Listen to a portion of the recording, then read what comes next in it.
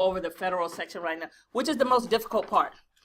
When they polled people that passed the test and didn't pass the test, the pass rate right now, as of last week, it's 62%. That means almost 40% of the people that take the test fail it. Over 40% or almost 40% of the people that take the test fail it. That's because as brokers, agents, we think we already know stuff, or we took this class online and we got a false sense of hope, or we just think this test is about mortgages and real estate, and only about 20-25% of it is. The rest of it is about rules, regulations, laws, regulation N, P, D, all of that kind of stuff, and you don't know that going in. And if you took your 20-hour class online, you probably didn't pay a lot of attention. You probably just clicked next, next, next while you were watching TV, handling business, things of that nature. This section is the federal section. Of all the people that failed, 72% failed this section. So that's why we spend a lot of time on the federal section. I'm going to get started with the CFPB. So you guys should be following me along the slides. Everything that you see on the slides is in the little pamphlet there. CFPB. CFPB stands for Consumer Financial Protection Bureau. CFPB.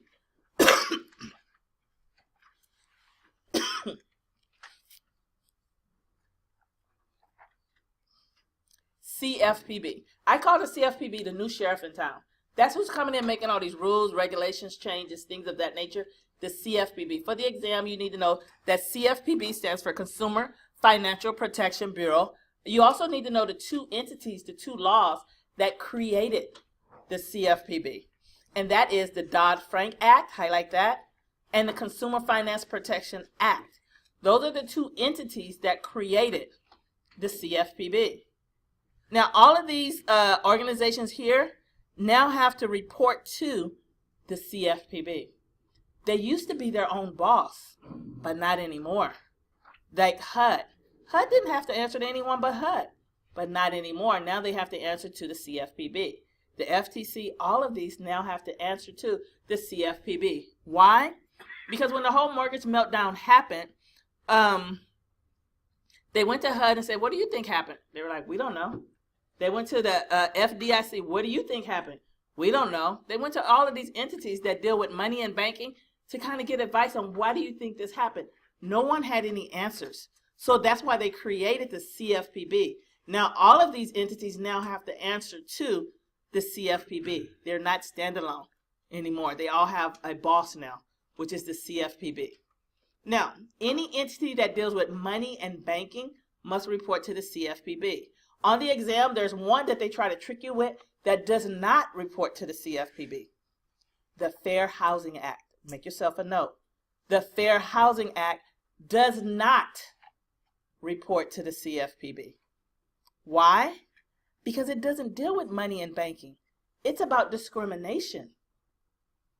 Fair Housing Act has nothing to do with money or banking. It's about discrimination, but they try to trick you with that. So I kind of let you guys know the Fair Housing Act does not report to the CFPB, but all of these here do report to the CFPB. Because it has nothing to do with banking? Money or banking. It's about discrimination. So I want to start with RESPA. We're going to talk about RESPA now. RESPA is Regulation X. I call it REXPA. The purpose of RESPA is to help consumers become better shoppers for settlement services. Highlight settlement services. That's my buzzword. When you see settlement services, I want you to be thinking RESPA. Just so you know what settlement services are, that just means escrow stuff. But on the exam, what law deals with settlement services? RESPA. The purpose of RESPA is to help consumers become better shoppers for settlement services. Now, RESPA deals with 1 to 4 unit residential property. What type of property does RESPA deal with? 1 to 4 unit residential property. Everything on this test is about 1 to 4 unit residential property. Does not apply to commercial. You don't need this license to do commercial. This license is all about residential property. Another name for residential property is owner-occupied property. Now, RESPA does not deal with all cash sales. rental property of more than 4, commercial property, or property of 25 acres or more. Property of 25 acres or more is also called agricultural property. Make sure you know that. So you're going to get questions like this. Which of the following is covered by RESPA? Which of the following is not covered by RESPA? It's a 3-unit apartment building and the owner stays in unit A. Yes or no? Yes.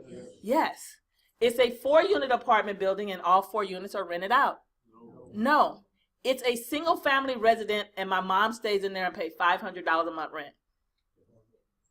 No, my mom stays in it. It's not owner occupied. See how they're trying to trick you? It's a 10-unit apartment building and I stay in unit A. No, because it's more than 4. It's a 4-unit. I stay in unit A. I got such a good deal, I paid all cash for the property. No. So you have to know the rule. Because can you imagine how many scenarios, how many questions they can come up with? But you need to know RESPA deals with 1 to 4 unit residential property. The borrower has to stay in 1. It does not deal with all cash sales, rental property of more than 4, commercial property, or property of 25 acres or more, also known as agricultural property. That's just the rule. The penalty for violating RESPA, $10,000 and up to 1 year in jail. The penalty for violating RESPA is $10,000 and up to 1 year in jail. It's the only one that has the and up to 1 year in jail. If I were to say what law has a penalty of $10,000, you could probably name a few. But if I said what law has a penalty of $10,000 and up to 1 year in jail, there's only RESPA. Only RESPA. You guys get that? Now, there are several sections of RESPA, but for the exam, I only care about 4, and you need to know which 4 those are. Again, several sections of RESPA. In your 20-hour class, they probably talked about a bunch of sections, but for the exam, we only care about 4 sections. That's section 6, that deals with mortgage servicing, section 8, 9, and 10. So I'm going to start with RESPA section 6. Section 6 deals with mortgage servicing and mortgage servicing abuses. Again, RESPA section 6 deals with mortgage servicing and mortgage servicing abuses. You need to know what a mortgage servicer is. A servicer may not be the company that actually, or the actual investor of the loan. They're just the company that's been hired to handle the payments and to pay the taxes and insurance. That's what a servicer does. Collects the monthly payments and handles the taxes and insurance. What law deals with mortgage servicing and mortgage servicing abuses? RESPA section 6. RESPA section 6.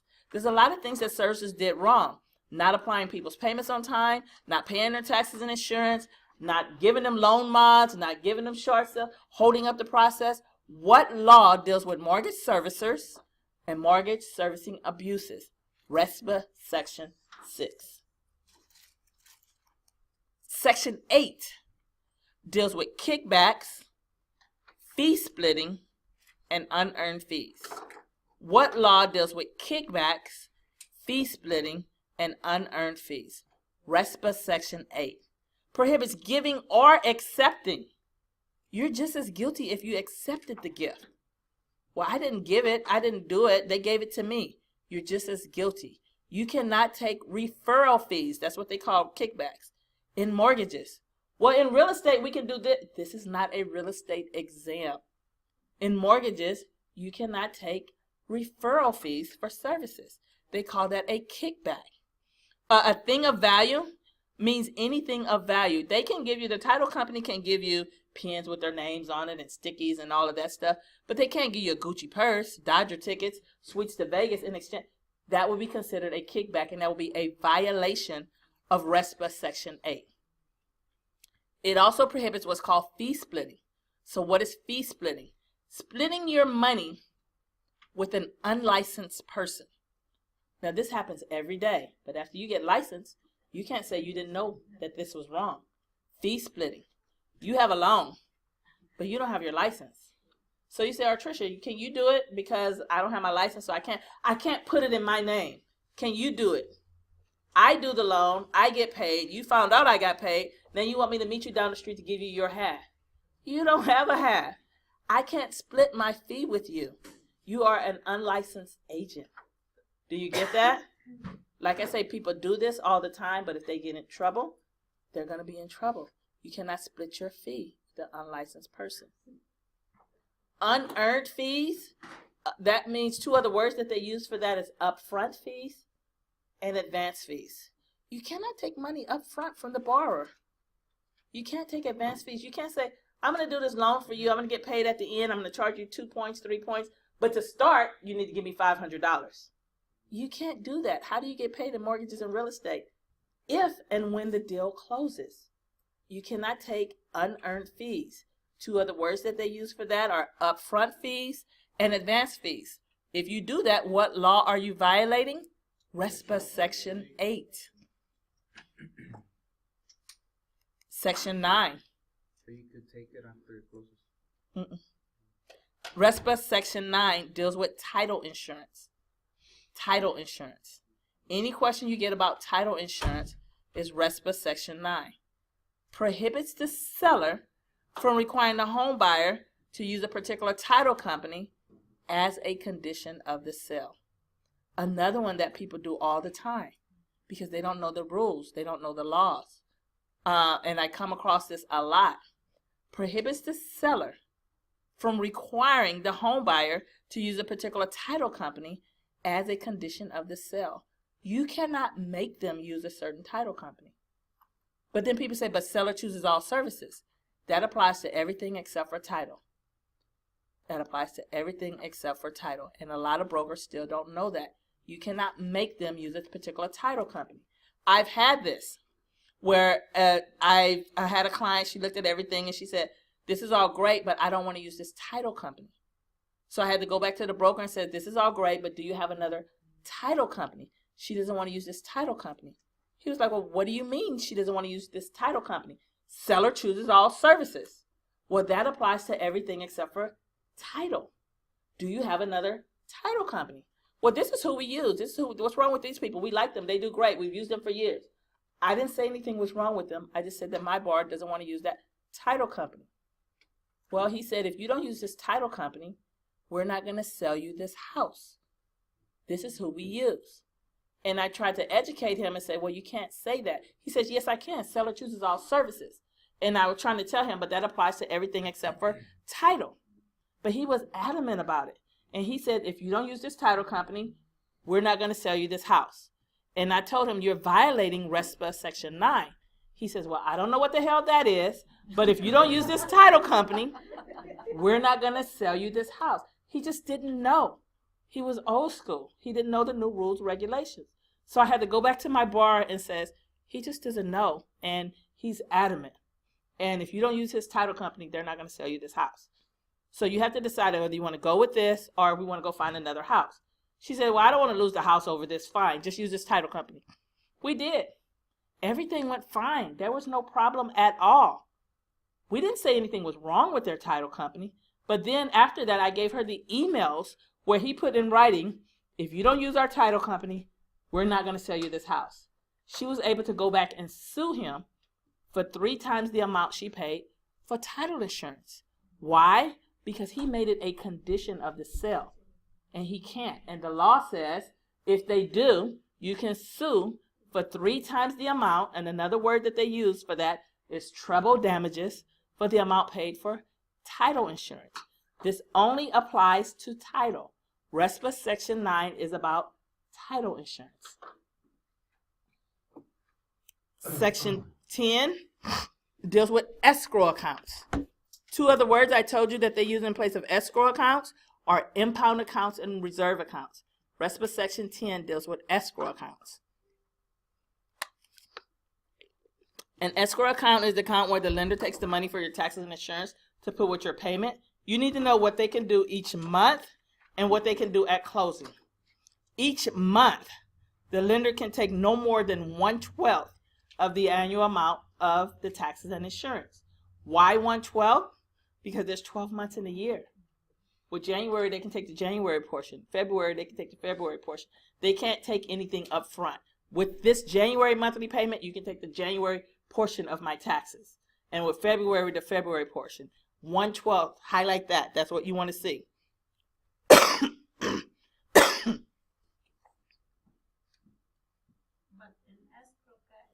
Let me finish. At closing, they can take a cushion of up to 2 months.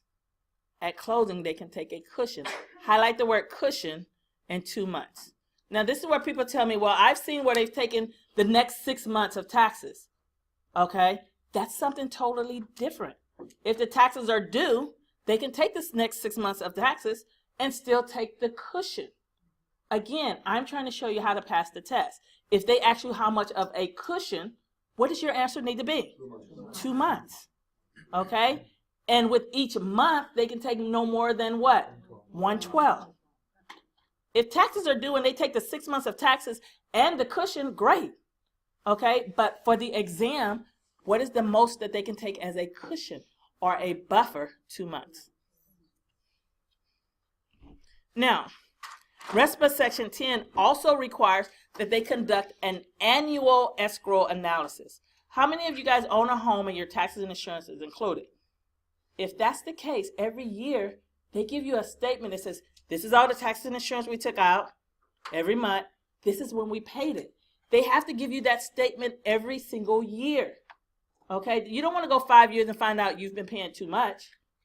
You don't want to go 5 years and find out you haven't paid enough and now they want it all at one time. That's why they have to do it annually. What law says they have to do it annually? RESPA Section 10 says they have to conduct an annual escrow analysis, meaning once a year. If they took $50 or more too much, highlight the 50. They're going to ask you, at what point would they be required to return any money? If they took $50 or more too much, then they'd have to give it back. But if borrower sends the money towards principal and then... That's not on the test. We're doing what you need to know to pass the test. Now, you need to know what makes up a complete application. These are the 6 items that make up a complete application. And if the lender gets all 6 of these items, then they have to give out what's called the initial disclosures. You need to know when the lender has to give out the initial disclosures if they get a complete application. So you need to know what's considered a complete application. These 6 items here. Now, next to where it says address of subject property, things you may see that are okay. If it says UNK, that means unknown. That's okay. If it says TBD, to be determined, that's okay. What's never okay, and they try to trick you, is if it says NA. NA is never allowed. So they're going to ask you on the test, which of the following is never allowed? If they put NA. If it's a refinance, it'll have an address there. But if it's a purchase, maybe you don't know the property yet. So it could be UNK or TBD, but it cannot be NA. Does that make sense to you? Great. So again, if a complete application is collected, then the borrower must get what's called the initial disclosures. You need to know the 2 instances when they would not have to get the initial disclosures. These are called exceptions. Now, I'm going to tell you in a few minutes what are the initial disclosures, but you need to know in which instance or when is it an exception when the lender does not have to give the borrower the initial disclosures. There are 2. If the lender receives a complete application, but the borrower withdraws the application within the first 3 days, they don't have to give them all that initial disclosures. So that's 1. If the applicant withdraws the application within the first 3 days, even though the lender got a complete application, they don't have to give out all those initial disclosures. They don't have to waste all that paper. Or if the lender turns it down before the 3rd day, they do not have to give out the initial disclosures. They can just give a 1-page denial letter instead of all the initial disclosures. And then I'm going to show you what the initial disclosures are in a few minutes. So you need to know in which instances would the lender not be required to give out the initial disclosures. 1, if the applicant withdraws the application before the 3rd day, or 2, if the lender turns it down before the 3rd day. But if that does not happen, the lender has to give out what's called the initial disclosures. They have to give them out at or within 3 days of the application. So let's look at this chart here. And on top of this chart, I want you to first write the words, RESPA deals with timing. RESPA deals with timing. RESPA talks about not so much what they have to get, but when they have to get it. Now, disclosures are simply notices that the borrower must get. RESPA deals with what notices they have to get out when. RESPA deals with timing. According to RESPA, there's 4 different time frames, and you'll see them all here, 4 different time frames. There's at or within 3 days of the application. Certain things RESPA says they have to get. Then there's where it says before settlement. Where I have before settlement, I want you to write before doc signing. So over here where it says before settlement, I want you to write before doc signing. And then there's at settlement. Where it says at settlement, I want you to write at the doc signing. And then after doc signing, there's some things that RESPA said they still should be getting. So according to RESPA, there's 4 different time frames. At or within 3 days of the application, some things they have to get. Before settlement, meaning before they get docs, certain things they have to get. At settlement, meaning at the actual doc signing, while you're sitting there with the notary, certain things they have to get. And then after signing, even after the loan has been closed, there's still some things that RESPA says that they have to get. Those are the 4 different time frames. RESPA talks about when they must get certain documents. Now, the next thing that I want you to do is take a circle, a pen, and circle all of these here. These are what's called, and make yourself a note, the initial disclosures. They're going to ask you questions.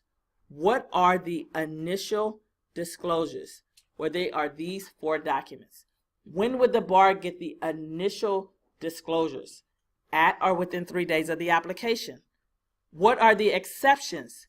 If the applicant or the application has been withdrawn within the first 3 days, or the lender turns it down within the first 3 days, they don't get the initial disclosures. But if that doesn't happen, they get the initial disclosures. Well, what are the initial disclosures? These 4 documents here. So they're going to ask you questions, and the reason why I'm stressing that, they're going to ask you questions. Which of the following is one of the initial disclosures?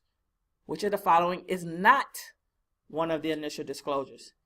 If you know what the 4 initial disclosures are, you can't get it wrong. Okay? Then they're going to ask you, when would the borrower get the home loan toolkit? At or within 3 days of the application.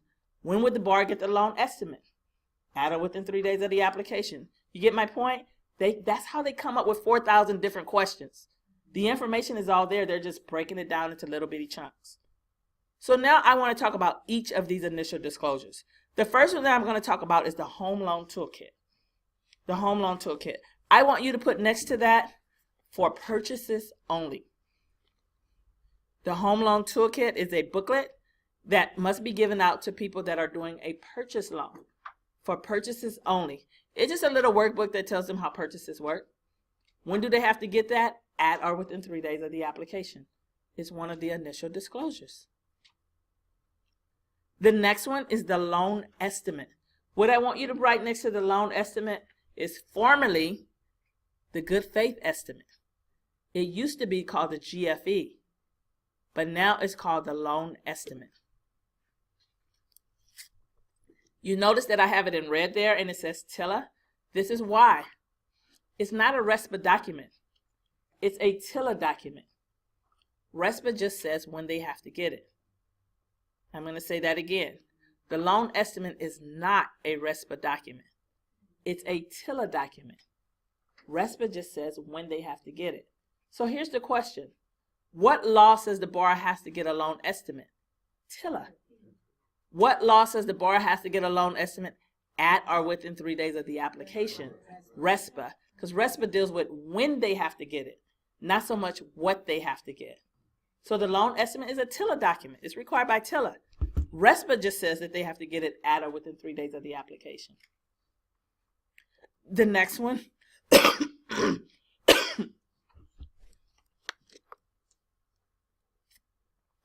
the mortgage servicing disclosure statement. What I want you to write next to that is the word intent. I-N-T-E-N-T. The mortgage servicing disclosure statement tells the lender's intent on whether they intend to service the loan themselves or if they're going to let somebody else service it. When I first got my loan, it was with IndyMac, and then it went to SLS, and then it went to Iquen. They let someone else collect the payments and pay the taxes and insurance.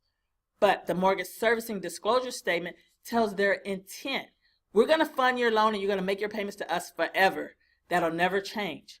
Or we're going to fund your loan, but we reserve the right later, maybe 5 years from now, 10 years from now. We haven't decided, but we may let someone else service it. We're just letting you know right now that that's a possibility, that they have to let you know their intent.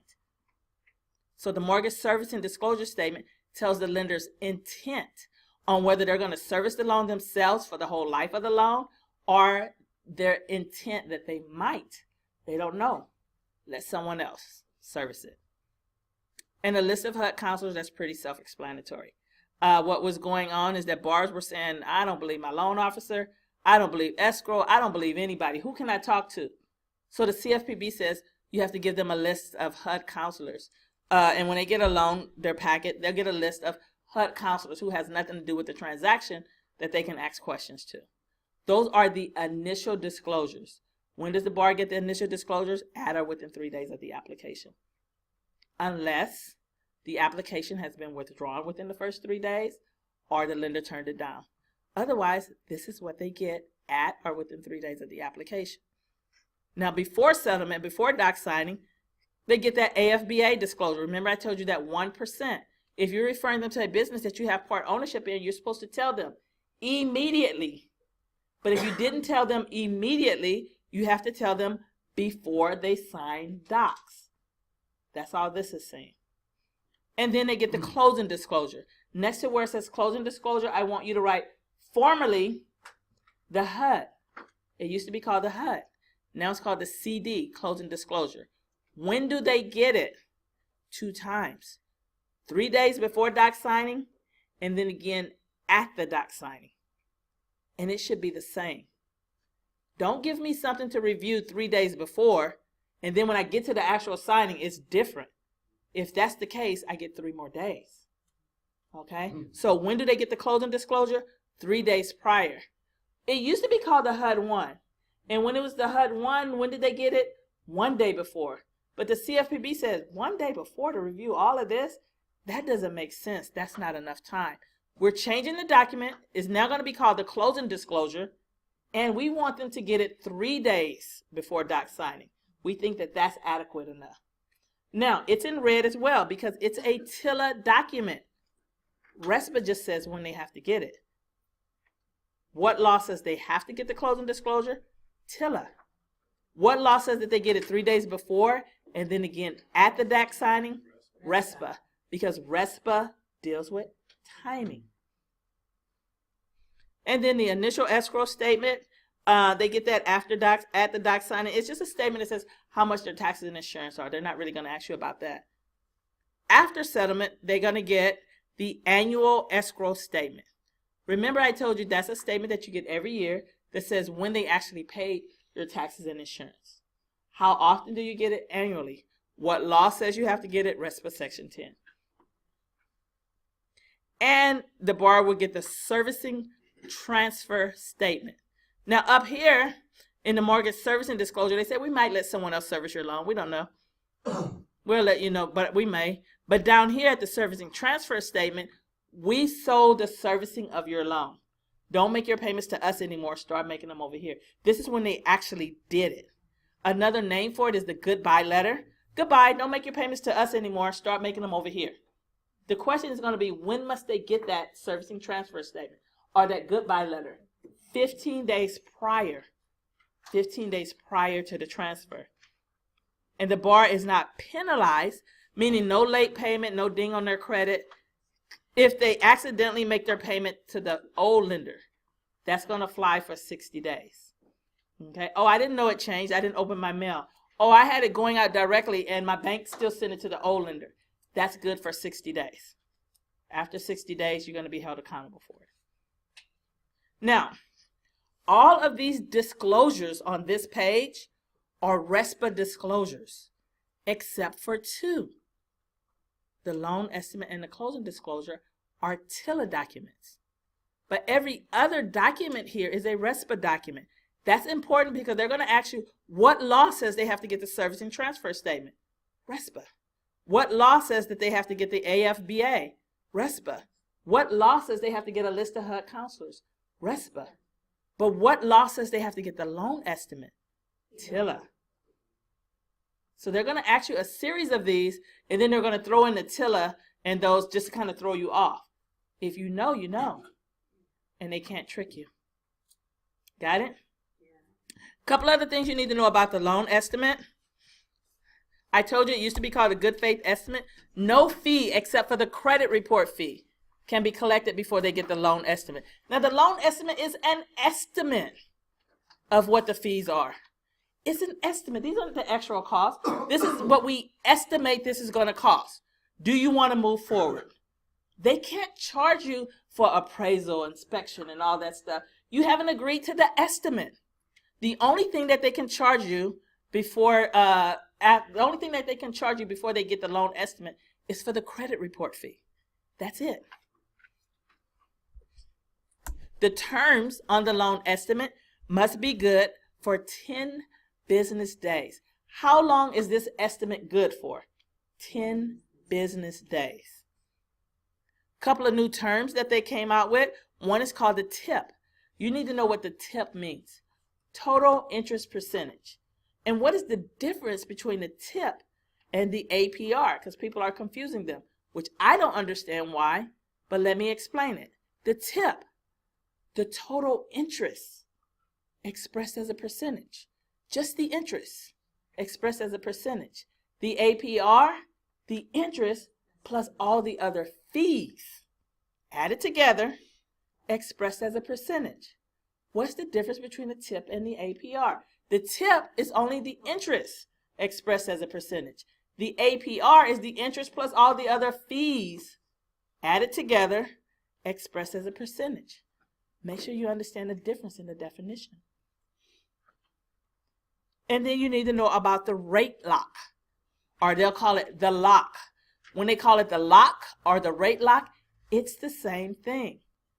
They're going to ask you, where do you find information about the lock or the rate lock? If the rate is locked, how long it's locked, when the lock expires, anything you need to know about the lock, also known as the rate lock, is only found on the loan estimate and the loan estimate only. You won't find that information anywhere else. Information about the rate lock is found on the loan estimate. The closing disclosure, this is no longer an estimate. These are the actual fees now. The loan estimate was an estimate of what it's going to cost. The closing disclosure, this is not an estimate anymore. This is what it's actually going to cost you.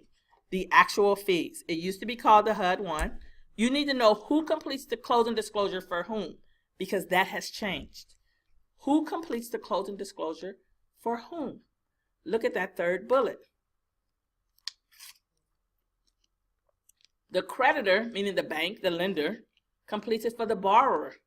Well, that's who they're getting the money from, so that makes sense. The bank completes it for the borrower, and the settlement agent, meaning the title or escrow, completes it for the seller. Now, in real life, and this is what people do, they confuse what happens in real life with how to pass the test. Okay? In real life, most of the time, the lenders will give it to escrow and let escrow give it to the borrower. Okay? But on the exam, it's going to say, but who's ultimately responsible for giving it to the borrower?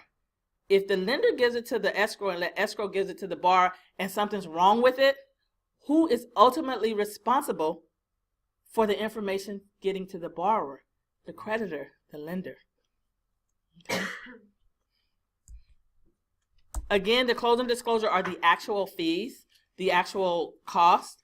They get it 3 days before doc signing, and again at the doc signing. 3 days before the doc signing, and again at the doc signing. And if any of these three things down here at the bottom change, then they get a new 3-day waiting period. Those are called valid change in circumstances. When would the borrower get a new closing disclosure? If they give them out the closing disclosure, but then they change the APR, well, they get a new 3 days.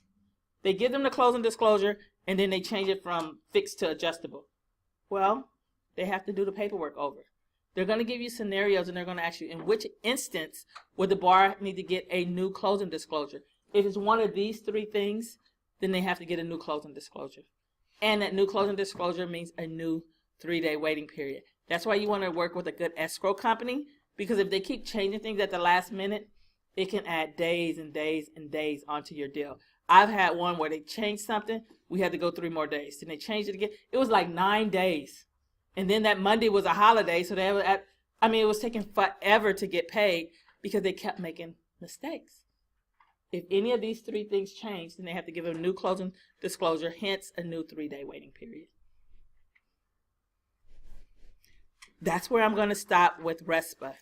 The next thing that we're going to talk about is Tilla, the Godzilla. But before we do that, we're going to take a break. No, I'm good. Tilla, the Godzilla, Truth in Lending Act, Regulation Z. Tilla deals with credit, APR, and advertising of consumer loans. What law deals with credit, APR, and advertising of consumer loans? Tilla, Truth in Lending Act, Regulation Z.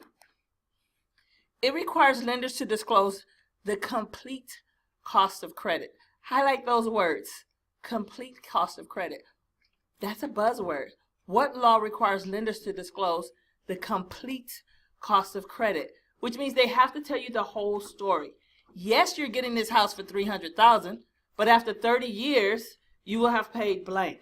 They have to tell you the whole thing up front.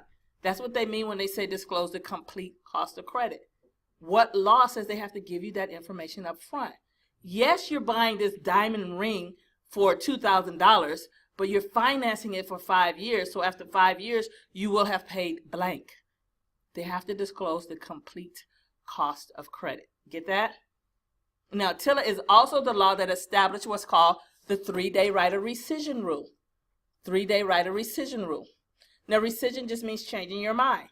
If you know what the 3-day right of rescission rule is, it says that in a HELOC, home equity line of credit, or a refinance, even though the borrower signs docs, they have 3 days to change their mind. But in a purchase, they have 0 days. There is no right of rescission. What law made up that rule? Tilla. Tilla is the law that established the 3-day right of rescission rule. Now, there are some things you need to know about the 3-day right of rescission rule. It only takes one borrower to change their mind. If 4 of us go together to buy a house and we're all on the loan and one person changed their mind, it's dead for all of us. Only takes one borrower to change their mind. Also, the rescission period starts the day after the docs are signed. So there's a 3-day rescission period. The day they sign is not day 1. The next day is day 1. And in fact, the rescission period is not up until midnight of the 3rd day. So here's my example. Mary signed docs on Monday. When is the 3-day rescission period up? A says Tuesday. No. B says Wednesday. No. C says Thursday. Well, could be. But D says midnight on Thursday. Then the one that says midnight on Thursday is the most correct answer. But what if D said Friday? Then it would have been Thursday. Do you get that? So you have to pay attention. And you have to pick the most correct answer. The most correct answer. Also, if there was any money collected and the borrower rescinds, how long does escrow have to give them back their money? 20 calendar days. 20 days. Also, how many copies of the right to rescind must the borrower receive? How many copies? 2. A borrower must receive 2 copies of the right to rescind. That means that they were properly notified of the right to rescind. Here's a question that you may see. If a borrower was not properly notified of the right to rescind, if a borrower was not properly notified of the right to rescind, properly notified means they got 2 copies. how long can the rescission period possibly be extended to? Anyone knows? 3 years. 3 years. So I'm going to say that again. If a borrower was not properly notified of their right to rescind, meaning they didn't get 2 copies, how long can the rescission period possibly be extended to? The answer is 3 years. Or they can say if the borrower didn't receive 2 copies of the right to rescind at closing, how long can the rescission period be extended? 3 years. That's 3 more years. Mm-hmm. But they're just going to say 3 years on the test. 1 year, 2 year, 3 year, 4 year. The answer is going to be 3 years. Now, TILA applies when there are more, please underline more. TILA applies when there are more than 4 installments. What do I mean? Have you ever listened to Home Shopping Network or QVC? 3 payments or less, 4 payments or less. Why? Why do they want to stay to 3 payments and 4 payments? Because they don't want to deal with TILA. TILA rules and regulations do not apply unless there are more than 4 payments. That's why QVC, Home Shopping Network, all of those, 3 payments or less, 4 payments or less, so they don't have to go by TILA rules and regulations. TILA kicks in when there are more than 4 installments. You're buying a car, you're going to get TILA disclosures, all those long paperwork. If you're going to pay for it in more than 4 installments. You're buying a house, you're buying whatever. If you're going to pay for it in 1 payment, 2 payments, 3 payments, 4 payments, no TILA documents. You just get a receipt. But if you're buying it and then you're paying for it on credit in more than 4 installments, which means 5, but they're not going to say 5, they're going to say more than 4, then TILA kicks in. Got it? Now, the only fee that can be collected before TILA disclosures is for the credit report. TILA disclosures must be kept for 2 years. Highlight that. But there's an exception to this rule. So you have to know the exceptions. If it's the loan estimate, it has to be kept for 3 years. If it's the closing disclosure, it has to be kept for 5 years. So you have to really pay attention. If they say, how long must TILA disclosures be kept? They didn't say any particular one, just generic, how long must TILA disclosures be kept? The answer is 2 years. But if they specifically say, how long must the loan estimate be kept? And I know it's a TILA document, but it's an exception to the rule. How long must the loan estimate be kept? 3 years. How long must the closing disclosure be kept? 5 years. You have to know the exceptions. How long must TILA disclosures be kept? 2 years. But what about the closing disclosure? That's a TILA disclosure, 5. And the loan estimate, 3. So make sure you understand that those are exceptions to the rule. Now, what are the TILA disclosures? We talked earlier about the RESPA disclosures. Now I want to talk about what are the TILA disclosures, disclosures that are required by TILA. Were the loan estimate and the closing disclosure, those are TILA documents. RESPA just says when you get them, but they are actually TILA documents. Another TILA document is the CHARM booklet. You need to know what CHARM stands for, Consumer Handbook on Adjustable Rate Mortgages. CHARM booklet, Consumer Handbook on Adjustable Rate Mortgages. And they're going to ask you, when would the borrower get the CHARM booklet? When they're getting an adjustable rate mortgage. The reason why that's important is because, like I said, 50% of this exam is all stories, scenarios. They're going to give you some stories and they're going to say, which one of these scenarios, in which one of these scenarios would the borrower get the CHARM booklet? Sue is getting a fixed rate loan. She wouldn't get the CHARM booklet. Danny is getting an interest-only loan. He wouldn't get the CHARM booklet. Mary is getting an adjustable rate mortgage and the rate is starting at this, that, and the other. She would get the CHARM booklet.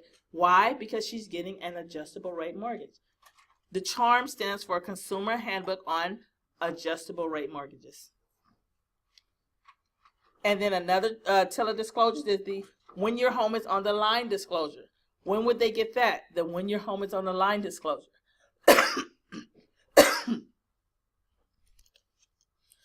Excuse me. If they're getting a HELOC or a refi. Why? A HELOC, they're taking additional money out on their home. If you don't pay this, your home is on the line. You can lose it. A refinance, they're starting their loan all over again.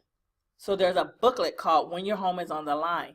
And if they're getting a HELOC or a refi, you have to give them this booklet so they can understand how HELOCs work and how refinances work. If they're not getting a HELOC or a refi, then they wouldn't get that particular disclosure. You need to know another word for APR is effective rate. They're going to ask you, what is another word for APR, effective rate? And there are two other words that they use for interest rate. They may call it the note rate and the nominal rate. Two other words that they use for interest rate, note rate and nominal rate. And you need to know the penalties for violating TILA. Pretty hefty. $5,000 a day if it was just a single violation. $25,000 a day if it was a reckless violation. $1 million for violating TRID. That's these escrow companies that close before the 3-day waiting period. That's what they're risking. $1 million for violating TRID.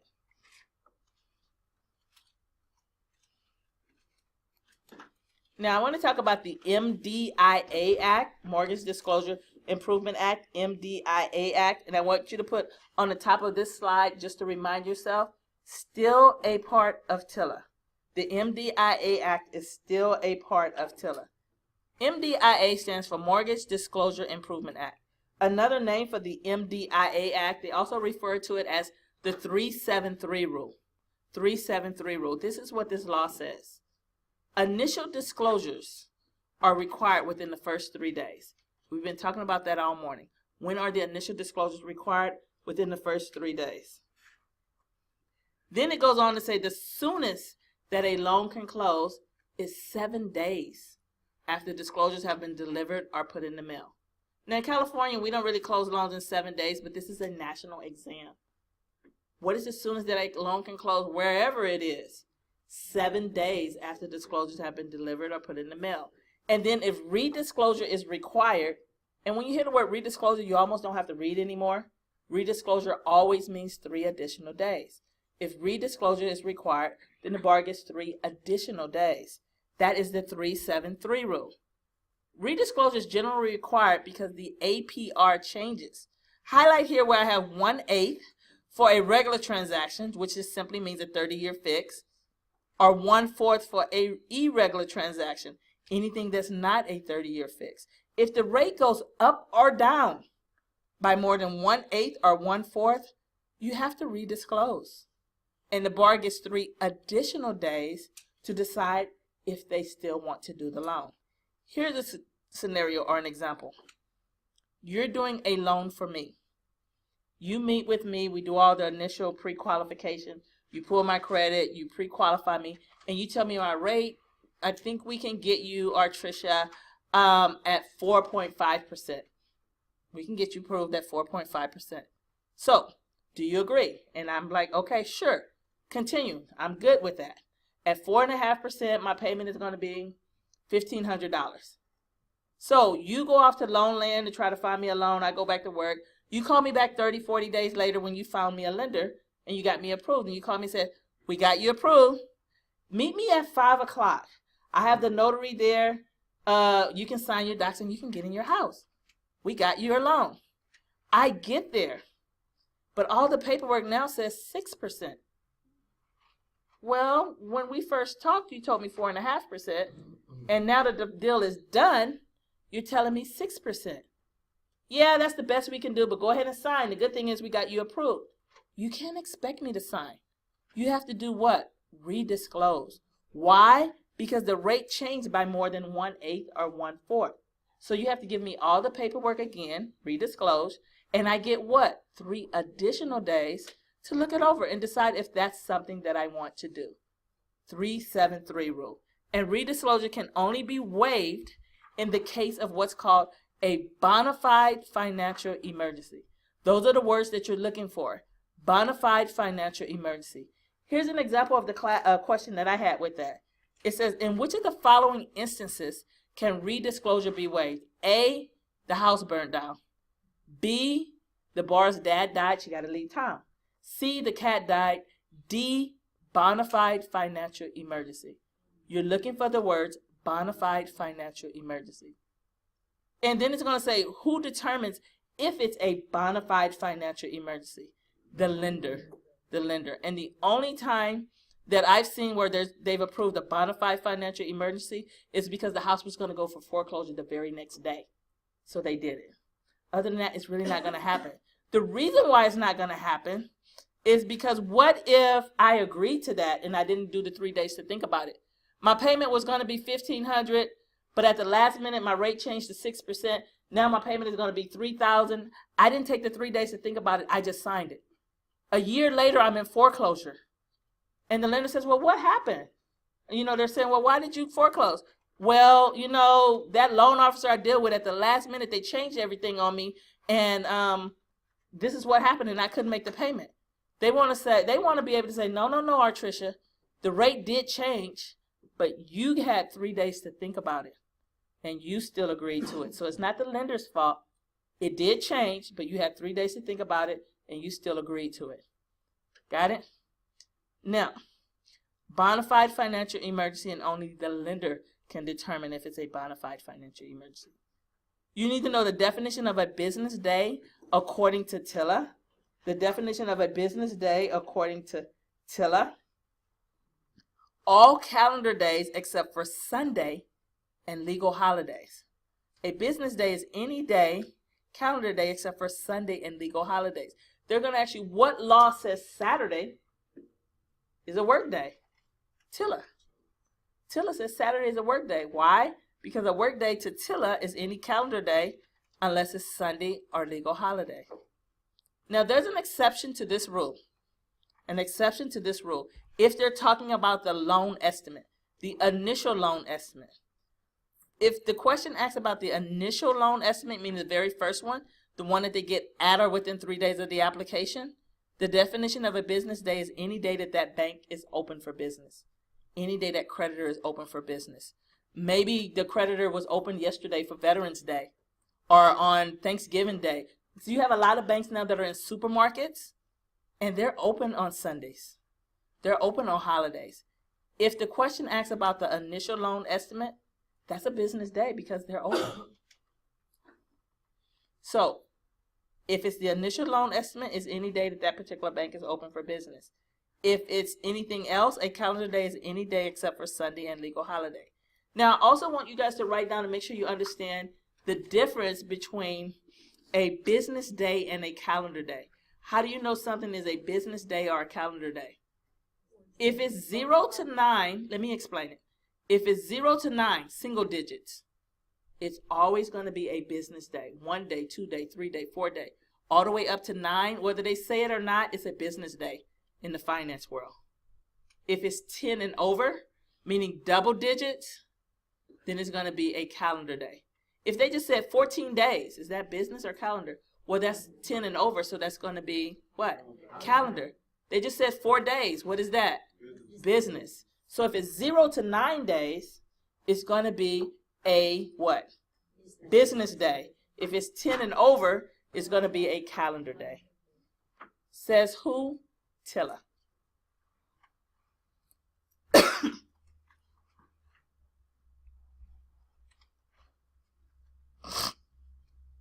Now, I told you that TILA also mandates advertising.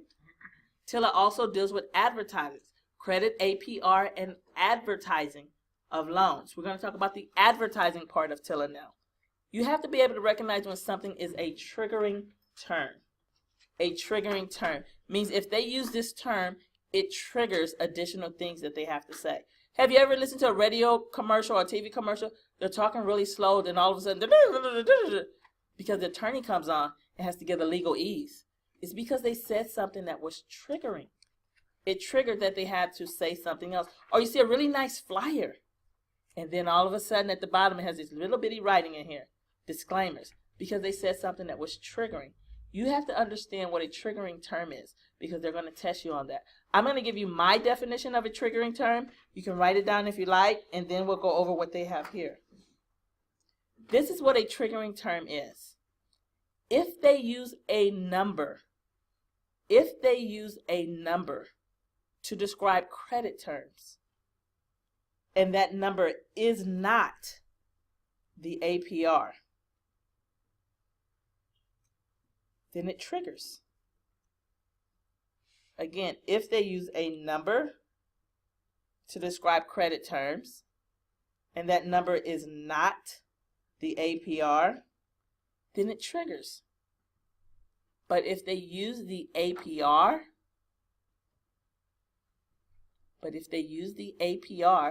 they don't have to say anything else. So, look at the boxes I have here. One is triggering terms. Look, they're using numbers to describe credit. 20% down, that triggers. Not enough information. $700 a month, that triggers. 360, well, all of those quoting interest rates without giving the APR. Those are all triggering terms. That's not enough. You have to give more information. But look at those in the second box. They gave the APR or they use generic terms. Those are okay on advertising. When I say it triggers, what do I mean when it triggers? It has to now give you the amount of the percentage, the terms, the annual percentage rate. The number one thing that a lot of loan originators do to violate this law is we quote interest rates without giving the APR. I wear a shirt that says, I am a mortgage broker. People tap me at the grocery store. What's the rates today? And I said, oh, about 4.5%. What law did I just break? I just violated TILA because I gave her the interest rate. I used a number without giving the APR. But if I would have said, oh, the APR today is about blank, she would have been like, oh, I don't want to know the APR. I want to know the interest rate. Well, then I have to explain to her what APR is and things of that nature, and I'm trying to get out of the store with some milk or whatever. But that's how it goes. You are not supposed to quote rates or any of these things without also giving them the information for number 1, number 2, and number 3. But if you give them the APR, you don't have to say anything else until they come in and do a complete application with you. If you use any of these generic terms, you don't have to say anything else until they actually come in. You don't want to spend all your time, your voice, your resources explaining when they're not serious yet.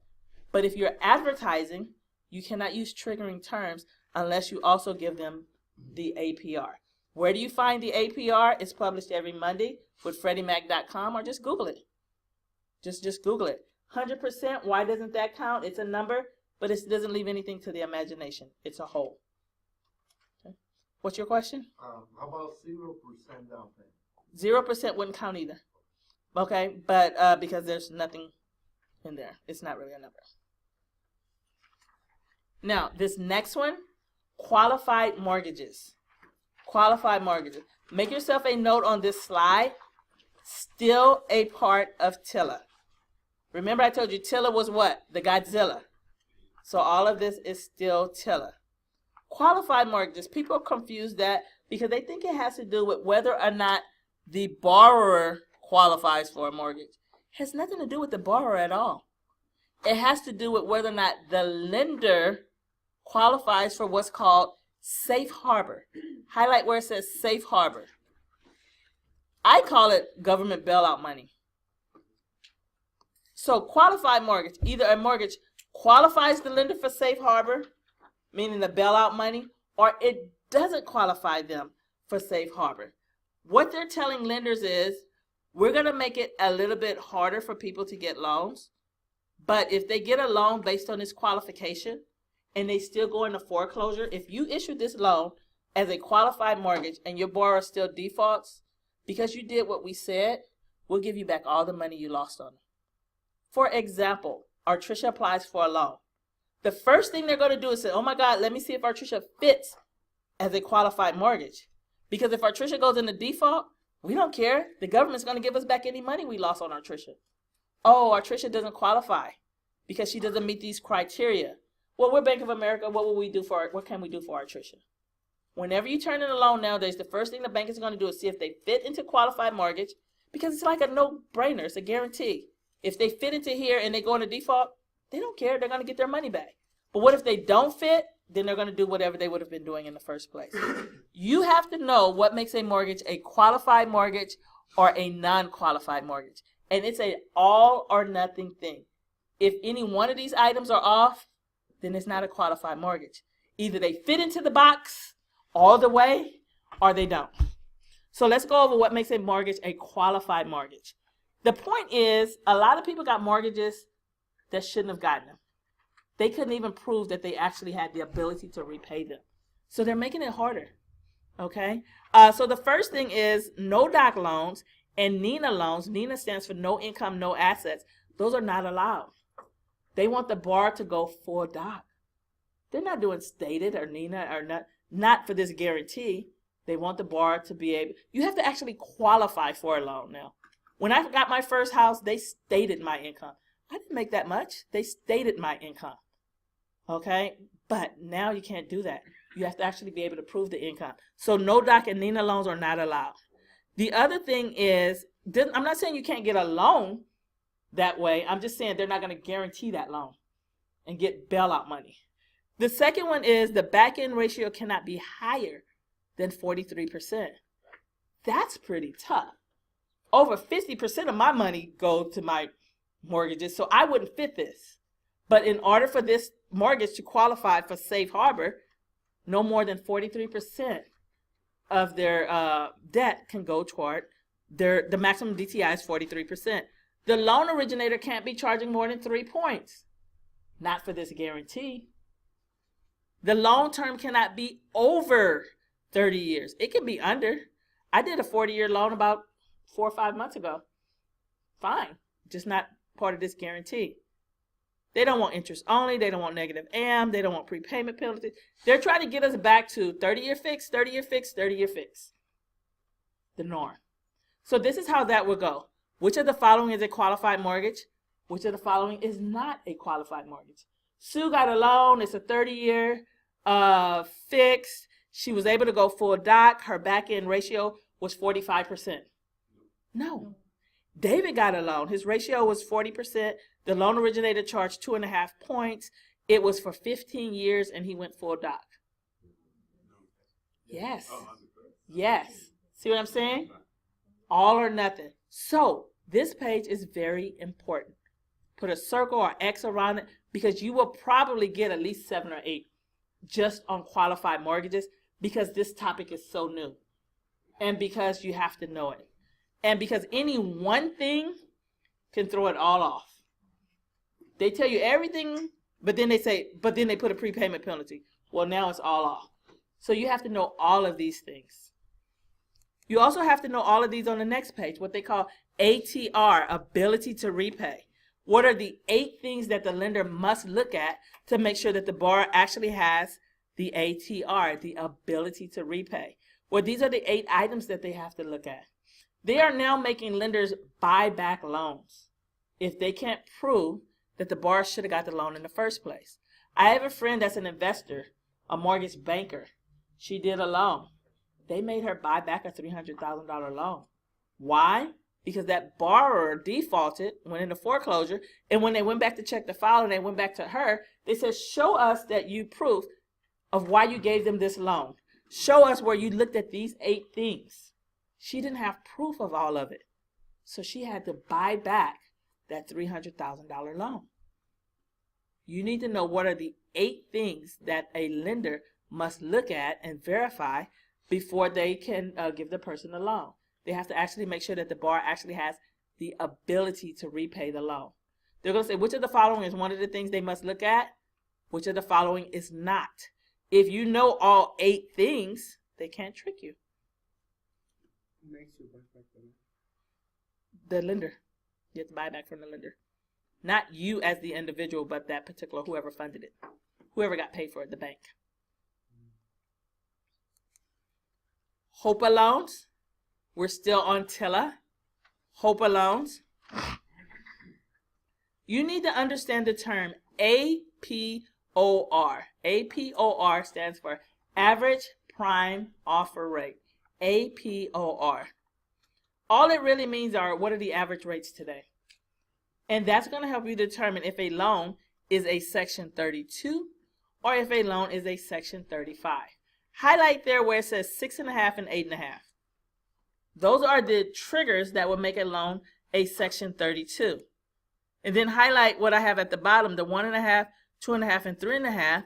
Those are the triggers that will make the loan a Section 35. But it's all based on the APOR. On the exam, they will always tell you what the APOR is, the average rates. So I can actually, hey, what's the APOR today? Or I can say, hey, what's the average rates today? It's the same thing, so don't get caught up in that terminology. But this is how the question will go. The APOR today is 4%. Danny applied for a loan with cash call, and they approved him, but at 26%. Is it a Section 32 or is it a Section 35? It will be a Section 32 because it exceeded the APOR by more than the 6.5 and 8.5. Okay, because remember, they're all hard money loans. We had a guy that came in the other day, and he brought his paperwork from one of these type of loans. He got an email that says, you've been approved for $10,000. We will wire $10,000 in your bank account in 10 minutes. You've been approved for $10,000, internet loan. So he applied. He got approved for $10,000 in 10 minutes. All we need you to do is download these disclosures, HOPA disclosures, sign them and send them back. And we'll wire the $10,000 into your account. So he printed them out and he brought them to class. The APOR was something like 31%. Do you really want $10,000 that bad? Would that have been a 32 or a 35? That would be a 32. It would exceed whatever the average is by way more than 6.5 or 8.5. But if it only exceeded by these smaller numbers, then it would be a Section 35. Remember, HOPA loans are all hard money loans, but it's based on the APOR. The tests always have to give you the APOR, and they'll say, but your borrower is getting this. Is it a 32 or is it a 35?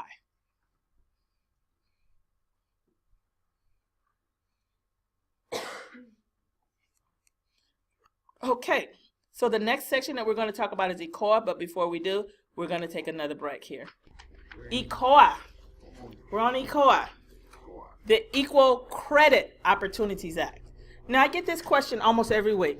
Artricia, you told me ECOA was about discrimination, but I read something that said fair housing was about discrimination. Did you make a mistake? Which one of these laws deal with discrimination? And the answer is both. Both. ECOA is about discrimination with a credit application. Fair housing is about discrimination in the sale and lease of property. So you need to read the whole scenario.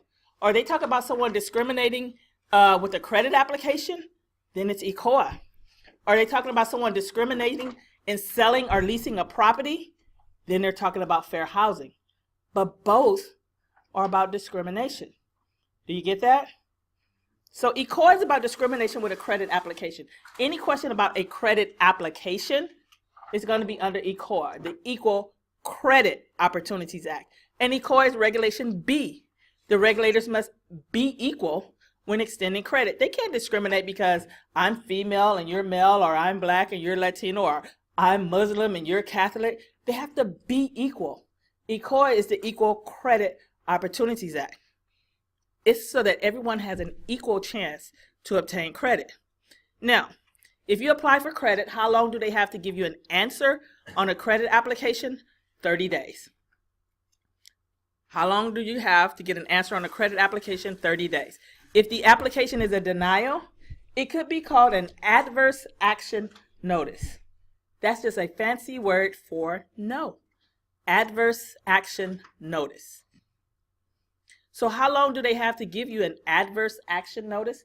30 days. You need to know what a protected class is. A protected class is a class of individuals. They cannot use this as the reason on why they're saying yes or no. It's a protected class. You need to know what the protected classes are. Well, there are 8 protected classes under ECOA. 8. Sex, race, religion, color, and national origin, the ones I have here in the black, are also protected by Fair Housing Act. So circle those and make yourself a note. that sex, race, religion, color, national origin are also protected by the Fair Housing Act. But age, marital status, and public assistance, these that I have here in the red, are only protected by ECOA. They're going to ask you, what's protected by fair housing and ECOA? Those first 5. What's only protected by ECOA? Age, marital status, and receipt of public assistance. You're going to have to know that. Now, what do I mean when I say protected class? I mean that they cannot use this as the reason why they're denying you. Well, sex. Well, you're female. We don't give loans to females. They can't say that. That's a protected class. Well, you're Muslim, or you're black, or you're from this country. They cannot use those as the reasons on why they're denying you. Those are what's called protected classes. Their decision can't be made on those. Under ECOA, you also have age. They can't use that as the reason. Well, we denied you because you're 92 and you want us to give you a loan for a Maserati. They cannot deny you because of your age. We denied you because you're only 21 and this house is a 4-bedroom, 5-bathroom. So they cannot deny you because of your age. They also cannot deny you because of your marital status or by what's called receipt of public assistance. Receipt of public assistance. You need to know what public assistance means because people want to think it just means welfare, but it doesn't. It means Social Security, disability, child support, alimony, all of those. They cannot deny you because you get what's called public assistance. But you need to understand what public assistance means. So they can't say, we're denying you because only income you get is Social Security. They can't deny you because your income is Social Security. Or we're denying you because your income is child support.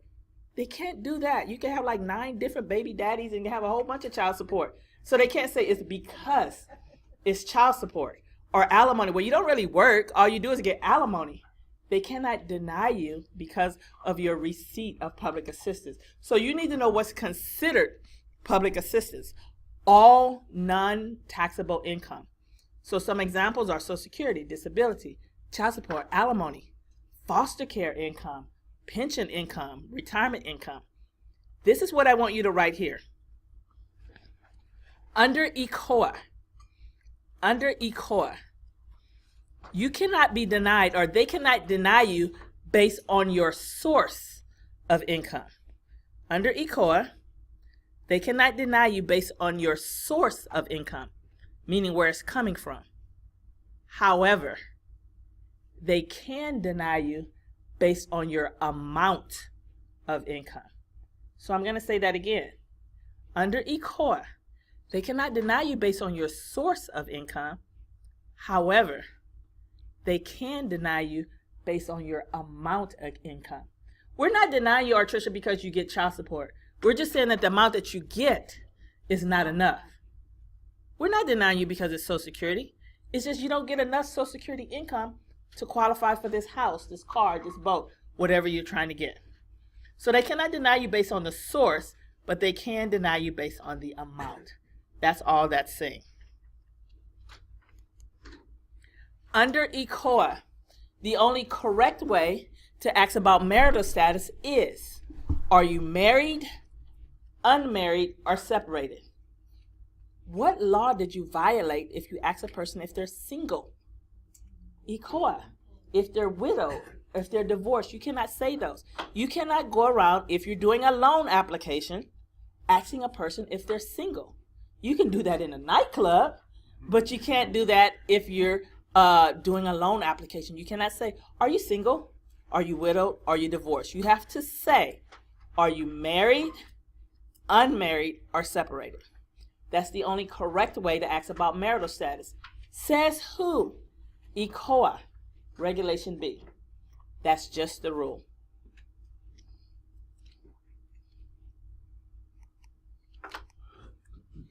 Again, under ECOA, you can't consider age. You just have to make sure they're at least 18, or if they're applying for a reverse mortgage, if they're at least 62.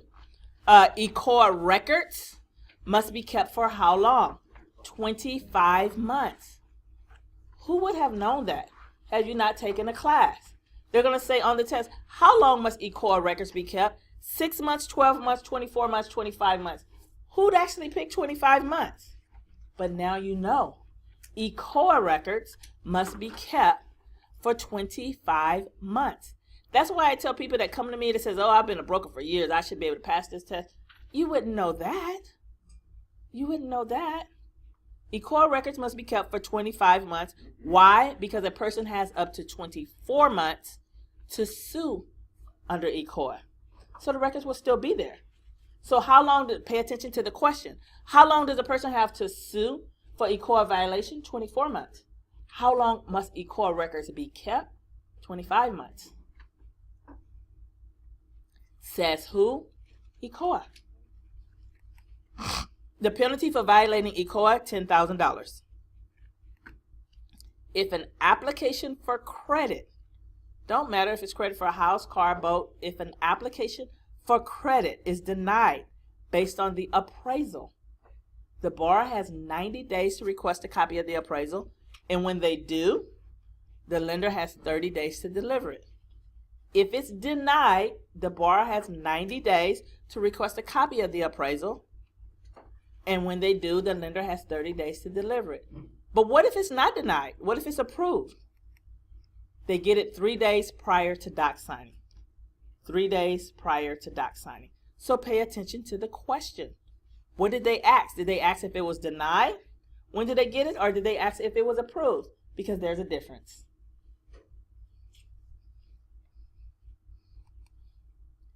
Fair Housing Act.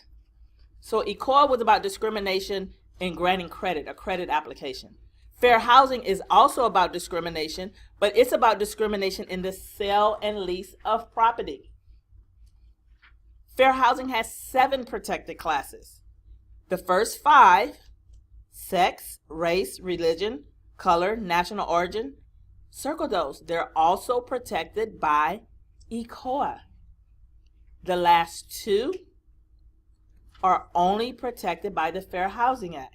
Disability, you can't deny selling or leasing me this property because I'm in a wheelchair, because I have a hearing aid, because I have some kind of a disability. You cannot use that as the reason on why you're denying me.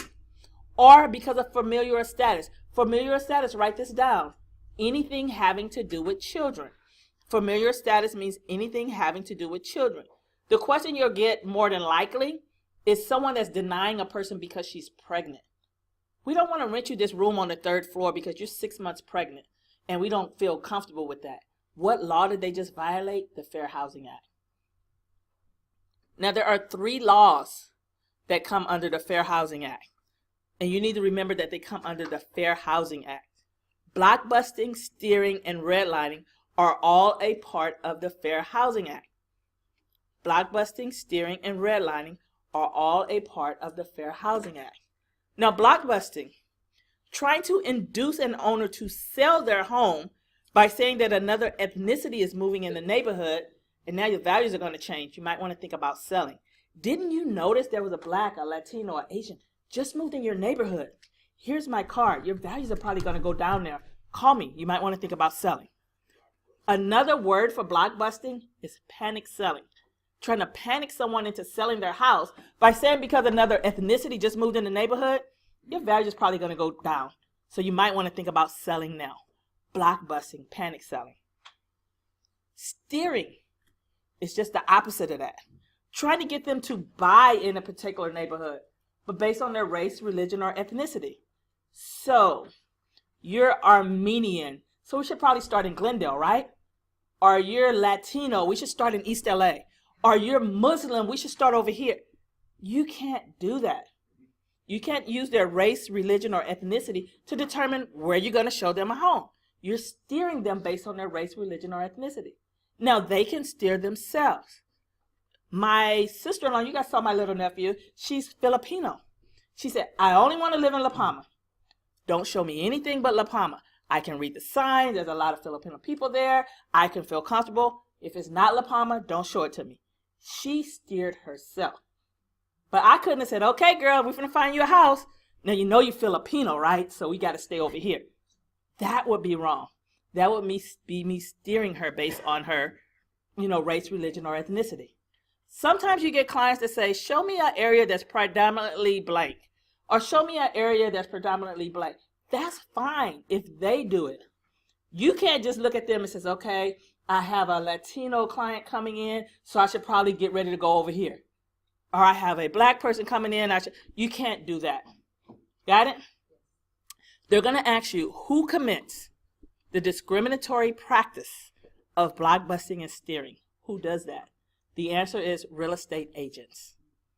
And then you have redlining, refusing to make loans for any discriminatory reason. Who does redlining? The answer is a lender. Blockbusting and steering, real estate agents, redlining, a lender. And also make yourself a note. Redlining is the law that led to the creation of HMDA. What law led to the creation of the HMDA law?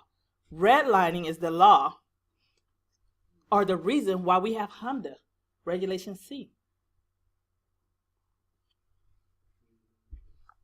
How long does a person have to sue under the Fair Housing Act? 1 year. How long do they have under ECOA? 2 years. How long do they have under fair housing? 1 year. Make sure you keep it straight. This logo, look at this little house. Equal housing opportunity. They're going to ask you what law requires that that logo be on all advertising. And what people do is they say, oh, this logo, the equal housing opportunity, ECOA? That's so wrong. That's the fair housing logo. So don't get it wrong. People look at that word equal and they go straight to ECOA. That's what they want you to do. If they trick you enough, you get to give them another $110. Okay? It's called the Equal Housing Opportunity logo, but it's required by what law? The Fair Housing Act.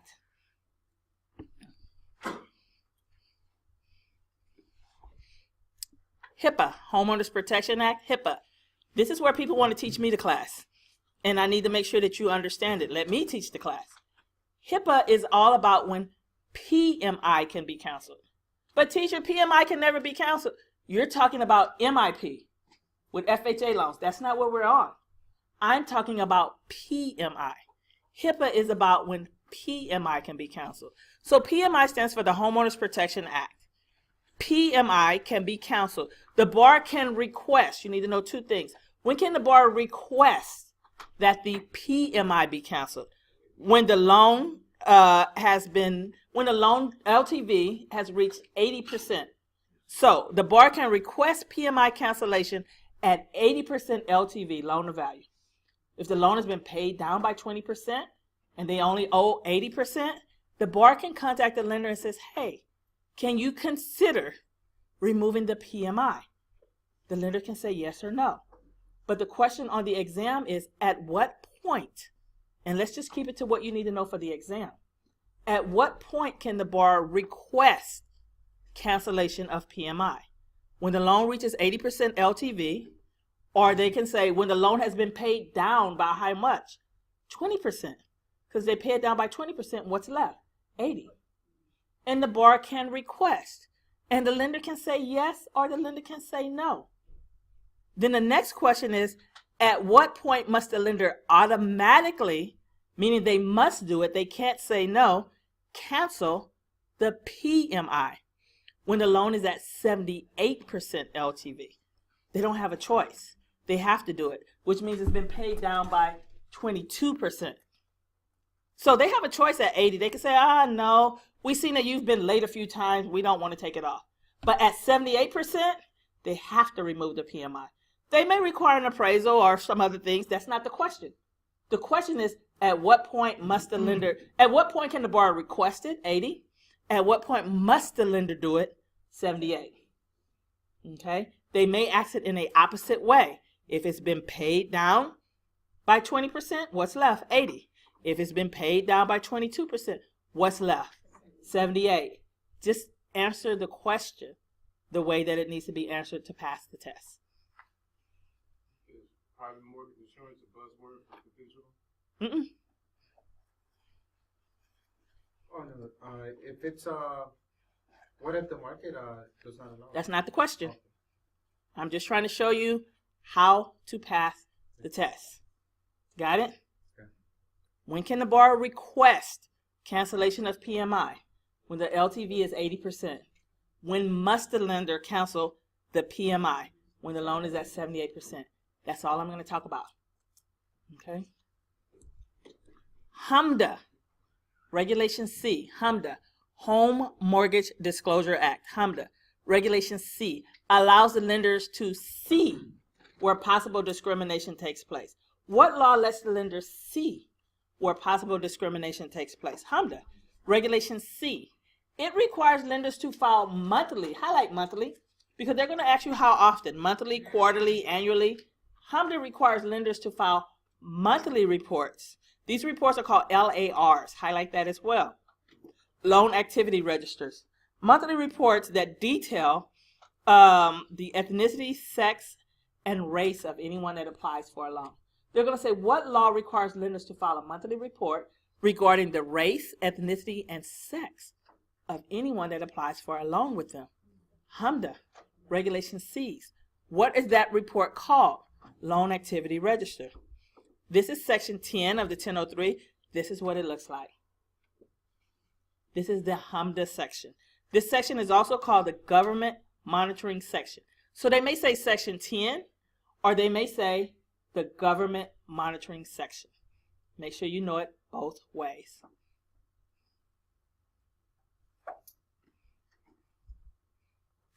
FACRA. Now, FACRA is about a credit report. So I told you Regulation B, you want to have a very good credit report. Make sure you make this distinction. ECOA is about a credit application. FACRA is about a credit report. Don't get it mixed up. ECOA is about a credit application. FACRA is about a credit report. So FACRA, Fair Credit Reporting Act, is about credit reports and credit reporting agencies. What are credit reporting agencies? Equifax, TransUnion, Experian. Those are credit reporting agencies. And FACRA talks about what they can and cannot do. Okay, what they can and cannot do. According to FACRA, a borrower has 5 rights. Okay, the first one, they have a right to an adverse action notice, simply a denial letter. You have a right to get it in writing. What law says you have a right to get it in writing? They can't just call and say, yeah, Tricia, we looked at it. Nah, we don't think that's going to work. They have to give it to me in writing and explain the reason in case I want to dispute it. What law says they have to give it to me in writing? FACRA. It also says I have a right to a credit report. Now, they may call it a credit file. Don't get all crazy and mixed up because they didn't say credit report. They said credit file. Same thing. What law says you have a right to get a copy of your credit file? FACRA. It also says you have a right to get a copy of your credit score, but the credit score is not free. Make sure you get that. You have a right to request a copy of your credit score, but they don't have to give it to you for free. Your report, they have to give it to you for free. But if they want to charge you for the score, they can. Here is the question. What law says you have a right to get a free copy of your credit score? What law says you have a right to receive a free copy of your credit score? There isn't one. There is no law. Now, some people say, well, I can get a free copy of my credit score. This company gives it. That's fine. But that wasn't the question. The question says, what law says they have to give you a free copy of your credit score? There isn't one. There's a law that says they have to give you a free copy of your credit report, but there is not a law that says they have to give you a free copy of your credit score. So keep that straight. Okay, what law says that if you can dispute incomplete or inaccurate information, you look at your credit report, you be like, I wasn't late, or this isn't me, or I didn't make this inquiry. What law will let you dispute that? FACRA. FACRA. And limit pre-screen offers. What law allows you to limit pre-screen offers? FACRA. These are the 5 rights that you have under FACRA that they'll test you on. Now, FACRA says that any organization or company that denies you, and they said it's based on your credit report, they have to give you the name, address, and phone number of what credit reporting agency they use. If you ever apply for a car or jury or something, they say, we denied you. We use Equifax. Here's their name, address, and phone number. Whenever you get denied, they have to give you the name, address, and phone number of what credit reporting agency they use so that you can contact them and see what's going on in your credit report. What law says they have to do that? FACRA. FACRA says you can get a free copy of your credit report if. Circle the if, because there's one law that says we'll give you a free copy of your credit report if. But there's another law that says you don't need a reason, we'll give it to you once a year. You need to know which one has the if. That's FACRA. We will give it to you under FACRA if. And then there's another law we'll talk about in a minute that says you don't need a reason, you can get it once a year. FACRA has the if. You can get a free copy of your credit report under FACRA if you got denied and have a denial letter, if you've been the victim of identity theft, if you've been the victim of fraud, if you're on public assistance, Social Security, disability, child support, or if you're unemployed. You can write them and say, I'm unemployed. And because what happens is now sometimes employers want to look at your credit report, your Facebook page, your Instagram, everything before they hire you. So FACRA allows you to get a free copy of your credit report if you're unemployed. And they're not going to charge you for that. Why? You don't have a job. So you can just write it says, I'm unemployed, seeking employment, and under FACRA, I'd like to receive a free copy of my credit report. You might want to see what's on there before an potential employer looks at it. Got it? Now, FACRA also says negative information can stay on your credit report for 7 years. Late payments or any of those things. Negative information. How long does it stay on your credit report? 7 years. Bankruptcies, doesn't matter what chapter it is. A bankruptcy can stay on your credit report for how long? 10 years. Unpaid, underline the word unpaid tax liens stay on your credit report forever. Unpaid. But if it's a paid tax lien, it's considered negative information and it stays for 7 years. So you really have to make sure you're paying attention. Did they say paid tax lien or unpaid tax lien? It's going to make a difference. And they're thinking that that's going to go over your head. So if it's unpaid, it's going to stay on there. A lot of people say, oh, I got an unpaid tax lien, I'm going to let it sit there for 7 years and it'll go away. It's never going to go away if it's unpaid. But if it's a paid tax lien, it's going to show paid, but it's still going to stay there for 7 years before it goes away. Criminal convictions, some states put criminal convictions. California they don't, but some East Coast states put criminal convictions. If that goes on your credit report, it will stay on there forever. Must limit access to credit report only to those with a legitimate business need. They're going to give you some scenarios and say which one of these situations would allow or would be okay for someone to pull someone's credit report. Because what's going on is loan originators, you'll be able to have access to pull someone's credit report, and all your friends, family, whatever will come to you and say, can you pull my credit? I'm getting ready to buy a car and I want to see what's on it. Can you pull? You're not supposed to do that.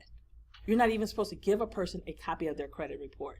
You can only have access or pull someone's credit report if you have a legitimate business need. So they're going to give you scenarios and you're going to have to determine which one is a legitimate business need to pull someone's credit. For example, my daughter just moved to Frisco and she moved with her boyfriend, fiance. I wanted to pull his credit so bad to see if but that wouldn't be a legitimate business need. Okay, or my neighbor, they just got a new boat and a car. I know their information. Let me see I couldn't do that. Okay, or my employee, she just got she just got a new car. I know I don't pay her enough for that. Let me pull her. I can't do that. But if someone's applying for a loan with me or insurance with me, that would be a legitimate business need. Do you get it? You can only pull their credit if you have a legitimate business need. If not, what law are you violating? FACRA. FACT Act. Now, FACT Act came under FACRA, just so you know. FACRA came first, but it wasn't enough. Then we started having a problem with identity theft. So FACRA was amended to include the FACT Act. The FACT Act. So if they ask you what came first, FACRA, then the FACT Act. FACT Act is the Fair and Accurate Credit Transaction Act. FACT Act. And it's all about identity theft. What law deals with identity theft? The FACT Act. It has a section of rules called Section 114 rules. What's another name for Section 114 rules? identity theft rules. It's a set of rules that if the lender sees this or a creditor sees this, they should probably do a little bit more checking into it. One of the rules says that they have to verify the validity of any change of address. What does that mean? Verify the validity of any change of address. So say this is American Express and they get a call that says, hey, this is Artricia. You know what? I lost my American Express card. Can you send me a new one? Oh, sure. We'll send you one right away. Oh, I moved. Let me give you my new address. Send my new credit card to this new address. They still have to say, sure, right away. But then when they get off the phone, they have to verify the validity of that. Try to call me back at a number that I have on record, or text me, or send me a letter that says, hey, did you just order a new card? Was this really you? Because that's a red flag. They're supposed to check on it. They're not supposed to just send it out. What if that really wasn't me? So the question on the exam is, what law says that they must verify the validity of any change of address? Section 114 rules of the FACT Act. They have to verify the validity. This law also says you can get a free copy of your credit report once a year. No if needed. Remember, FACRA, you can only get a free copy of your credit report if one of these reasons exists. Number 1, number 2, number 3, number 4. If it's not one of those reasons, you can't get a free copy of your credit report under FACRA. Find another law to get it under. Okay? But under FACT Act, you don't have to have a reason. You can get it once a year. No if needed. You have to know what law has the if, which one has the no if. FACRA, they want you to check it. You don't want to go 5 years and find out somebody's been stealing your identity. So they suggest that you check it once a year to make sure everything is on the up and up. The site that they want you to use is annualcreditreport.com. That is the one that's backed by the government, annualcreditreport.com. But they will try to trick you. This is how that question goes. Once a year, you can get a free copy of your credit report. So every year, you should get a free copy of your credit report.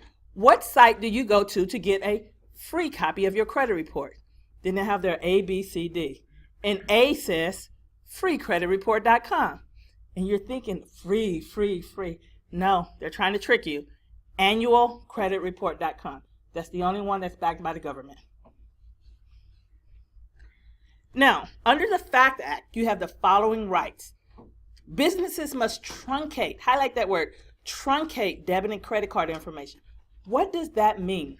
That means that they have to shorten it. They have to put XXXX in just the last 4 to 5 digits. They can't put your whole credit card number on the receipt. What if you go to Home Depot, use your credit card, you walk out and it blows in the wind? Now someone will have your whole credit card number. No, they won't, because it has to be truncated. It will be XXXX in just the last 4 or 5 digits. What law says they have to do that? The FACT Act. Also, what law allows you to place a credit freeze, or you can write there in parentheses, or a password on your credit report? The FACT Act. You can freeze your credit where they have to ask you each and every time, or put a password. If someone doesn't know your password, they can't access your credit.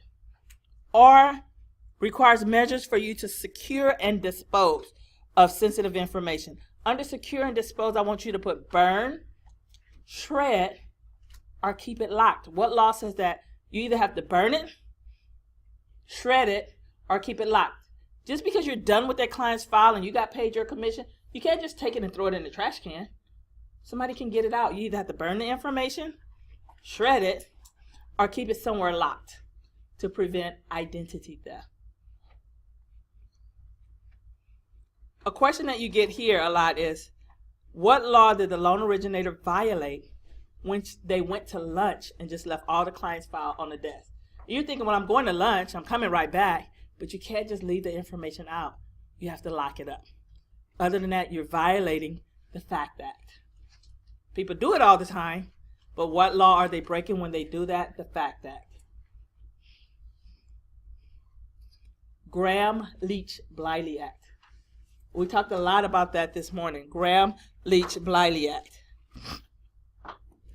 You need to know what another name for the Graham-Leach-Bliley Act is. It's the Financial Services Modernization Act.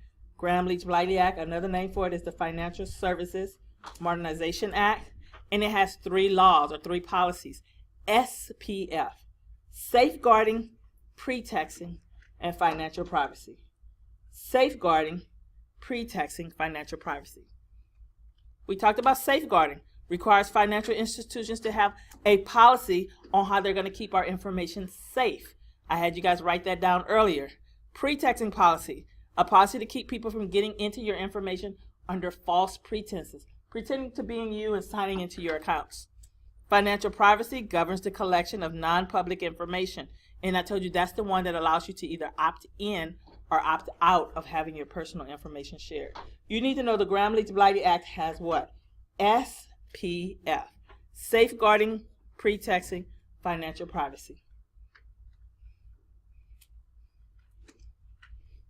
Then the USA Patriot Act.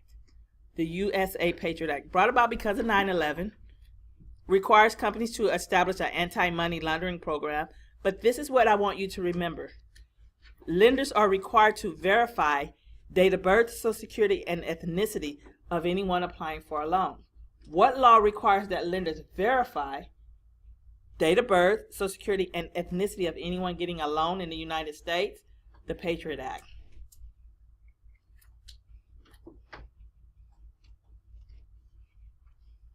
The DNC list, do not call list, DNC list.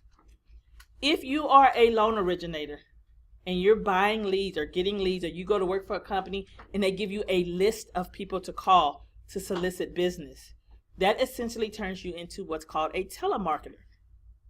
And what you're supposed to do under the do not call list is before you call anyone on that list, you're supposed to go to the internet to donotcall.gov and search the internet's do not call list to see if any of those people are on the do not call list. Now, no one actually does this, but that's what's supposed to happen. The question on the exam is, because when you get hired at a company, the first thing they do is, you're the low person on the totem call. Here's a few leads. Sit down and call these people and see if you can get any business. Before you call those people, what are you supposed to do? Search the do not call list to see if they're on the do not call list.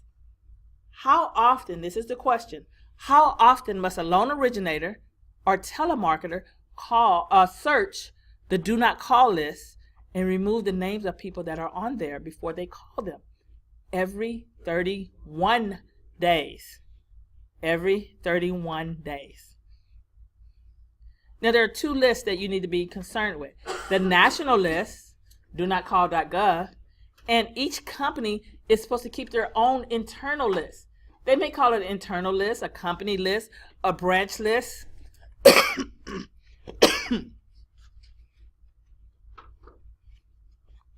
You need to know how often must those lists be updated.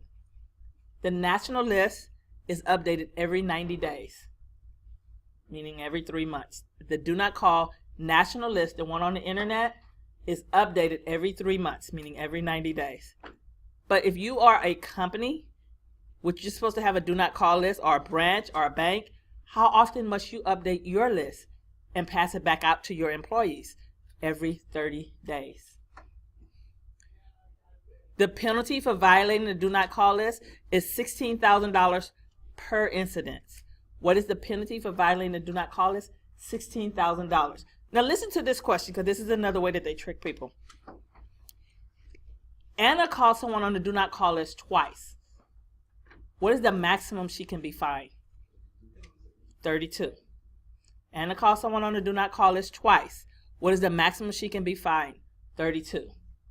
The next question is, Anna called someone on the do not call list twice. What is the maximum per incident that she can be charged? See how they try to trick you? They said per incident. So again, you have to pay attention to the different ways that they're trying to trick you. If they trick you enough, another $110 for them. Got it? Now, there's something called an EBR, Established Business Relationship. EBR. And if you have an EBR with someone, meaning you did business with them, even though they're on the do not call list, you can call them. But for how long? That's what you need to know. So, if someone is on the do not call list and you closed business with them, you closed a loan, you can call them for 18 months. But they're on the do not call list. That's fine, because you just did a deal with them and it closed. You can call them for 18 months. But what if your deal didn't close? It was just an application or an inquiry. You can only call them for 3 months. But what if they say stop calling? You have to stop calling. Do you got it? So they're going to ask you a really tricky question. Dana is on the do not call list. You just closed a deal with Dana. It went through just fine. But Dana's on the do not call list. But Dana says stop calling me. How often can you call him? You can't. You can't say, well, Dana, I just closed a deal with you, so I can call you for 18 months whether you like it or not. You can't do that, okay? Got it? Now, you need to know about MARS. Not the planet, but the law. MARS. Mortgage Assistance Relief Service Rules, MARS. It's all about loan mod, short sale, and foreclosure scams. It's the law that deals with loan mod, foreclosure, and short sale scams. There was a lot of that going on. Right, Nellie? We did that back in the day. Now, this law bans the collection of fees until the homeowner receives an offer. What was going on with all these loan mods and everything is that they were taking money up front and never even getting the people loan mods. So this law says no. Until you get them a loan mod and they accept it, you can't take any money. So what law bans the collection of fees on loan mods until they received an offer? Not just received an offer, but accepted it? MARS. Also prohibits from advising the consumer to not talk to their lenders. That's another thing. Don't answer the phone when the lender calls. Just let us know they called and we'll deal with it. What law says you cannot tell your borrower not to speak with their lender? MARS. Because if you do that, you could be fined $11,000. What was going on is they were telling the borrowers not to talk to the lender, and then they weren't talking to the lender. No one spoke to the lender, so the lender foreclosed.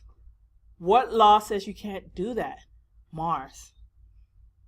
And then you have the Bank Secrecy Act. Another name for the Bank Secrecy Act is the Anti-Money Laundering Act. Two names for the same law. The BSA, Bank Secrecy Act, and the AML, Anti-Money Laundering Act. It's all about money laundering. Anytime you are depositing, withdrawing, or transporting more than $10,000 cash, you go on the list. Doesn't mean you did anything wrong, but they keep track of that for terrorism purposes and things of that nature, and also for money laundering. I'm not sure if you guys know, and I tell you people about this, about Abby Lee Miller, Dance Mom, that reality show. She took the kids. It's a reality show where they dance and all this stuff. She took them overseas, got paid $40,000 cash for their show. She didn't, when you go to the airport, they give you this little form. Are you transporting more than $10,000 cash? She said no. She got paid $40,000 cash. She put it in 4 kids' backpack, $10,000 each, tried to come through the airport. Of course, the people saw it. They asked the kids, whose money is this? They all pointed